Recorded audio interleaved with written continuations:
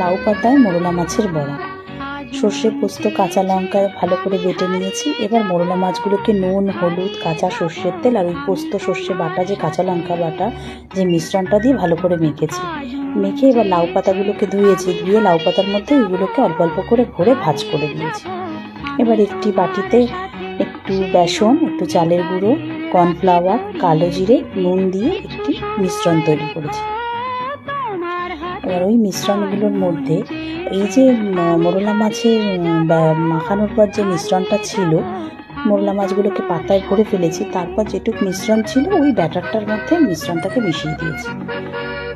এবার ওই পাতাগুলোকে এই ব্যাটারের মধ্যে চুবিয়ে তেলে ভেজেছি।